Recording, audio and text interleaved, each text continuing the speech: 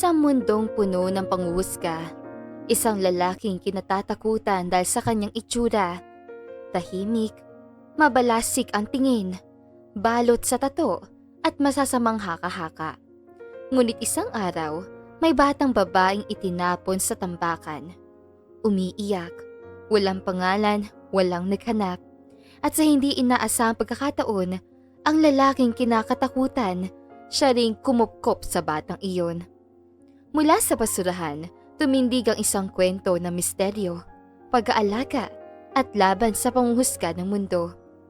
Ano ba talaga ang totoo sa pagkatao ni Simon? At sino ang batang tinawag niyang anak? Makinig sa kwentong hahamon sa puso at isipan mo.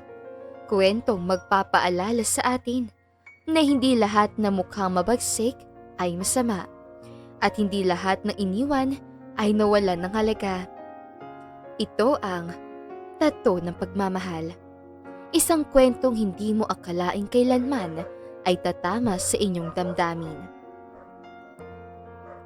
Sa isang malayong baryo, may isang lalaking kinatatakutan dahil sa mga tattoo nito sa katawan at sa maangas sa galawan at barkadahan nito. Idagdag pa ang aura ng lalaking na animoy palaging mananakit ng tao. Grabe, nakakatakot talaga yang si Simon, sabi ng isang ginang. Balita ko nga ay wanted yan sa kanilang lugar, sabi pa ng isang ginang. Ang usapan pa nga, nakapatay yan at bagong laya lang, sabi pa ng isa pang ginang. Napalingon naman si Simon sa mga ginang na nag-uusap tungkol sa kanya. Napatigil naman ang mga ito at nagmamadaling umalis. Sanay na si Simon na palagi siyang pinag-uusapan at palaging nakakarinig ng haka-haka tungkol sa kanya. Hindi naman palakibo si Simon at hinahayaan na lamang ang mga ito na pag-usapan siya. Simon, hindi ka ba napipikon sa mga taong pinag-uusapan ka? Tanong ng isang kaibigan ni Simon na si Jared. Sanay na ako, sagot ni Simon. Wala rin naman ako magagawa kung ganoon ang tingin sa akin ng mga tao. Mapanghusga talaga ang lipunan, naiiling na sabi ni Romer. Pagkatapos nga nilang ubusin ang merienda nila, umalis na sila at bumalik sa kanilang trabaho. Nagtatrabaho sila Simon sa tambakan ng basura. At swertehan na lang kung may makuha silang mga gamit na mapapakinabangan at mahal kapag ibinenta. Napatigil si Simon sa pagkakalkal sa isang drum nang may makita siyang babaeng sanggol doon, na sa tansya niya ay nasa 10 buwan na. Hindi alam ni Simon kung anong magiging reaksyon niya. Nataranta siya nang biglang umiyak ang bata. Binuhat naman ni Simon ang bata at sinayaw-sayaw. Tumahan naman ang bata at biglang tumawa. Simon, bakit may bata? Gulat na tanong ni Jared. Nakita ko sa drum, sagot ni Simon. Mukhang itinapon yung bata. Naku, dalhin mo agad sa police station yan. Baka mamaya, makasuhan pa tayo, sabi ni Romer. Napatingin naman siya sa batang babaeng inosenteng nakatingin sa kanya. Parang may humaplos sa kanyang puso habang nakatingin sa mukha ng bata. Napansin ni Simon na may papel na nakaipit sa damit ng bata. Kinuha niya yon at binasa. May nakasulat sa papel na kung sino ang makakita sa bata ay alagaang mabuti.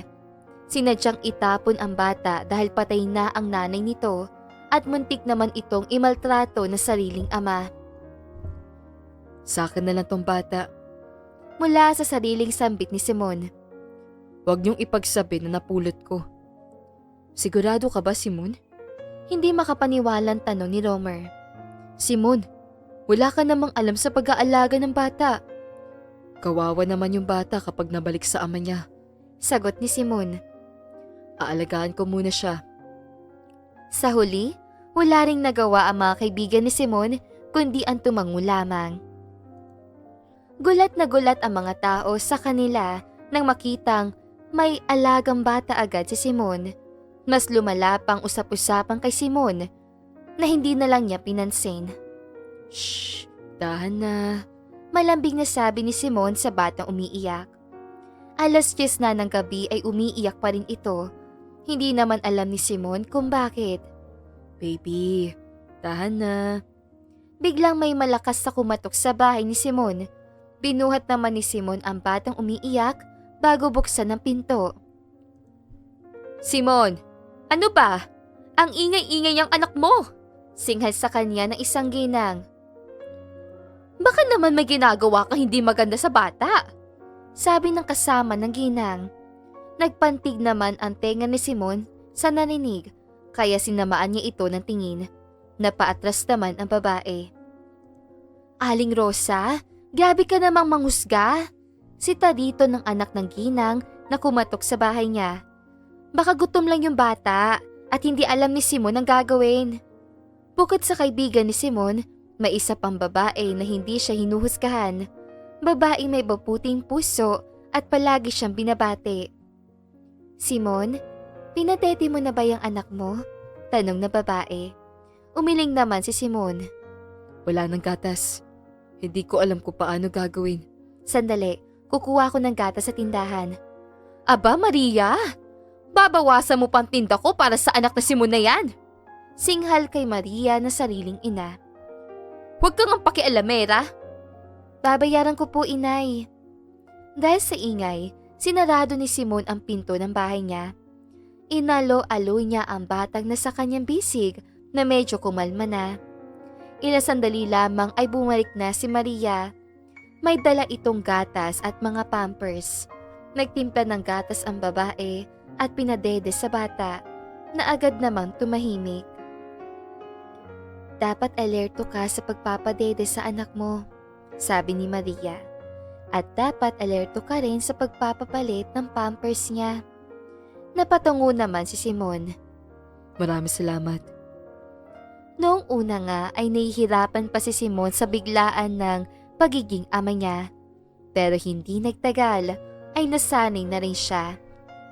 Naghanap si Simon ng isang trabaho kung saan pwede niyang makasama ang bata dahil wala siya mapag-iiwanan dito. Hindi rin naman ito pwede sa basurahan, lalo pa at marumi doon. Nakahanap naman si Simon. Naging delivery rider siya ng tubig kung saan palagi niyang kasama ang bata. Ang ganda naman ng anak mo, nakangiting sabi ng isang customer nila. Salamat po, sagot ni Simon habang nakatingin sa bata. Bumili siya ng baby carrier para hindi siya mahirapan. Baby Sia, okay ka pa ba? Tanong ni Simon sa anak habang nagmamaneho siya. Tumawa lamang ang batang babae at pumapalakpak. Magmula nang dumating ang bata kay Simon, medyo nalayo siya sa bisyo at bahagyang umaliwalas ang kanyang muka. Dahil din sa bata, may mangilan-ngilan ng hindi takot sa kanya. Ngunit marami pa rin ang hindi maganda ang tingin sa kanya. Simon, dinukot mo ba yung batang yan? Tanong sa kanya ng isang lalaki. Para kasing kahawig siya ng nawawalang anak ng kumpare ko. Hindi ko po dinukot si Sia, sagot ni Simon. Paano ka nagkaanak? Wala ka namang asawa, sabi ng lalaki. Hindi kumibo si Simon at nagpatuloy lang sa pagpapakain sa kanyang anak. Nasa ganoon silang posisyon na may dumating na mga pulis para hulihin si Simon. Dinakip siya ng mga pulis at kinuha sa kanya ang bata na iyak na iyak. Ipinahanap pa lang ng ama ang batang babae, ang anak nito. Sa ngayon, nahaharap si Simon sa kidnapping na alam niyang hindi niya ginawa. Nawawalan ng pag-asa si Simon, lalo pa at ang ibang tao ay pinagpipilitan na masamang tao siya. Sobra ring nag-aalala si Simon sa kanyang anak-anakan. Hindi niya alam kung maayos ba ito o hindi. Simon, ipaglalaban natin ang kaso mo, nakangiting sabi ni Maria bago hawakan ng kanyang kamay. Maraming naniniwala sa iyo, kaya huwag kang mawalan ng pag-asa. Tumango si Simon. Maraming salamat, Maria. At saka, balitaan mo ko kung kumusta si Sia, ha? Baka hindi siya napapakain na maayos. Ako munang bahala. Ngumiti si Simon sa babae bago itango ang kanyang ulo. Hindi maganda ang naging lagay ni Simon sa kulungan dahil may ilang presong napag-initan siya. Hindi naman gumaganti si Simon dahil ayaw niyang dungisan ang kanyang mga kamay. Wala po kong kasalanan. Umiiyak na sabi ni Simon habang nakahiga at tinitiis ang sakit ng pagkabugbog sa kanya ng mga kapwa preso. Hindi po ako lalaban. Hindi po ako pwedeng manakit dahil ayaw ni Sia yun. Gagawin ko po lahat. Huwag niyo lang ako saktan. Natigilan naman ang ibang preso bago siya tulungan at gamutin. Sobra na ang pangungulila ni Simon sa kanyang anak-anakan. Dumating pa sa punto na gusto nang tumakas ni Simon para lamang makita ang batang babae. Hanggang sa dumating ang hearing ni Simon, hindi maiwasang mapangiti ni Simon habang nakatingin sa batang babaeng kalong ng isang ginang. Papa! Sabi ng batang babae na makita siya. Ngumiti naman si Simon bago kumaway sa batang babae. Kumaway naman ito pabalik sa kanya. Behave ka muna ah. Nakangiting sabi niya sa bata na tumangulang. Nagsimula ang hearing. Unang kinausap ang isa sa mga kapitbahay ni Simon na ayaw sa kanya. Sinasabi nito na masamang tao si Simon kaya posibleng dinukot niya ang bata. Tahimik lang si Simon habang nakayuko ang ulo. Hindi niya lubos akalain na sobra pala ang tingin sa kanya ng iba dahil sa panlabas niyang anyo. Hindi po dinukot ni Simon yung bata. Sabi ni Cherd. Napulot po namin sa basurahan ang bata na nakalagay sa drum. Bakit hindi niyo isinauli o sinuplog sa mga pulis? Tanong ng abogado ng kabilang kampo. Ayaw po ni Simon. Sagot ni Cherd. May sulat po kasing nakaipit sa damit ng bata. Minamaltrato raw ng ama yung bata, kaya wag nang ibalik sa ama nito. Nakita po namin na gustong-gusto ni Simon na alagaan yung bata, kaya hinayaan po namin. Nagtanong pa ng ibang tao at puro masasama na ang sumunod na nagsalita. Dahil doon, bahagyang nag-iit si Simon. Simon, bakit hindi mo sinauli ang bata? Kung totoong napulot mo ito. O baka naman dinukot mo talaga ang bata? Tanong sa kanya ng abogado ng kabilang kampo. Hindi ko po dinukot si Sia. Sagot ni Simon. Hindi ko lang po sinauli yung bata dahil naramdaman kong dapat alagaan ko yung bata. Kailangan po ako ni Sia noong panahong yun. Kaya hindi ko po siya sinauli. Naramdaman ni Simon ang pagtulo ng kanyang luha.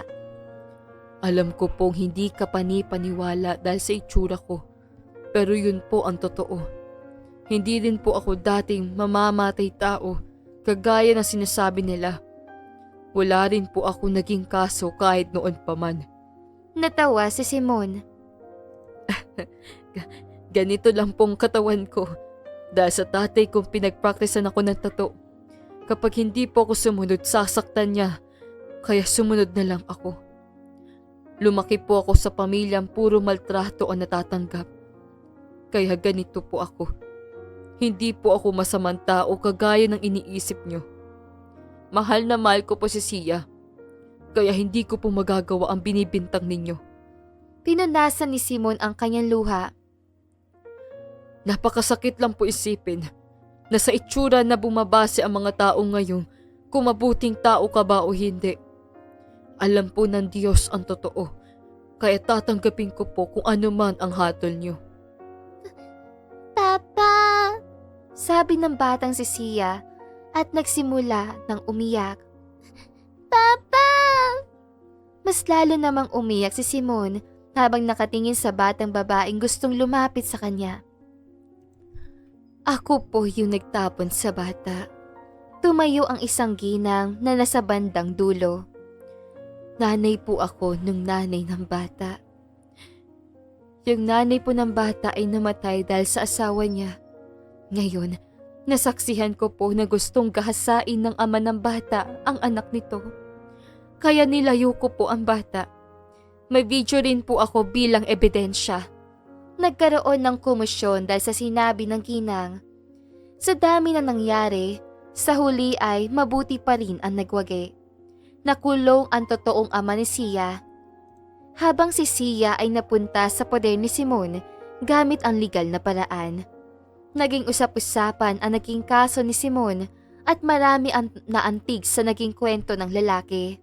Dahil doon, nagkaroon ng maraming oportunidad si Simon. Nabigyan siya ng isang trabaho sa isang opisina bilang gwardya. Hindi na rin kailangan mag-alala si Simon tungkol sa magbabantay sa kanyang anak dahil katulong niya si Maria. Si Maria na ngayon ay katuwang na niya sa buhay at kanyang may bahay. Papa! Masayang salubong ni Sia sa ama na makauwi ito. Agad namang nilapitan ni Simon ang anak at binuhat ito bago halikan. Pasaway ka ba kay mama? Malambing niyang tanong sa anak. Nag-aaral kami ni mama po, sagot ng batang babae. Nandyan ka na pala, nakangiting sabi ni Maria sa asawa bago ito lapitan at halikan. Kamusta ang trabaho mo? Okay lang. Sagot ni Simon. Nakakapagod pero natanggal na naman ang pagod ko na makita kayo. Sus, nambola na naman po siya. Natatawang sabi ni Maria. Natawa naman si Simon bago haplusin ang malaking tiyan ng kanyang asawa. Kailangan ko pang kumayod para sa inyo. Lalo pa at lalabas na si baby number 2. Nakangiting sabi ni Simon. Hindi man naging patas ang mundo para kay Simon noon, ang mahalaga sa kanya ay ang kasalukuyan dahil may mga taong naka-appreciate ng halaga niya at may mga taong naniniwala sa kanya.